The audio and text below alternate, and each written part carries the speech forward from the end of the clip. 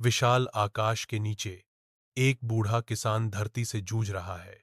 पसीना उसकी भौहों को रंग रहा है। बेटा एक पेड़ की छाया में निष्क्रिय बैठा है, जो अपने पिता के श्रम से अलग है। किसान की आवाज गूंजती है, एक गुहार शांति को चीरती है। बेटा, आओ और मेरी मदद करो। बेटे का जवाब हवा में धीरे से बहता है। पिताजी, क्या मतलब है? अगर यह भाग्य में है, तो फसल उगेगी। बूढ़ा किसान खेत जोतने में लगा रहता है। उसका अकेला व्यक्तित्व अटूट इच्छा शक्ति का प्रमाण है। एक लालटेन की धुंधली रोशनी मुश्किल से अंधेरे को भेदती है, जो किसान के साधारण घर की दीवारों पर लंबी, नाचती हुई छायाएं डालती है। पिता और पुत्र एक मौन भोजन साझा करते हैं।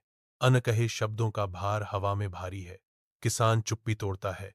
उसकी आवाज पीढ़ियों के ज्ञान से भरी हुई है। बेटा, भाग्य का अपना स्थान है, लेकिन हमें कड़ी मेहनत करनी चाहिए। अगर हम बीज नहीं बोएंगे, तो फसल कैसे उगेगी? बेटा ध्यान से सुनता है। उसकी निगाहें अपने पिता के अनुभवी चेहरे पर टिकी हैं। किसान के शब्द हवा में लटके हुए हैं। एक साधारण सच्चाई धुंधले कमरे में गूंज रही है। बेटा चुप रहता है, अपने पिता की बुद्धिमत्ता की गहन सादगी पर विचार करता है।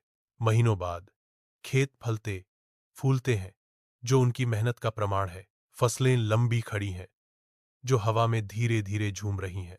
किसान खेत को देखता है। उसके होंठों पर एक मुस्कान है। देखो बेटे, कड़ी मेहनत का फल कितना मीठा होता है।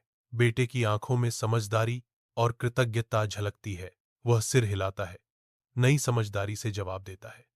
अब मैं समझ गया पिता, कड़ी मेहनत ही सब कुछ है। साथ मिलकर वे प्रचुरता के बीच खड़े हैं। उनका बंधन साझा प्रयास और पुरस्कार से मजबूत हुआ है।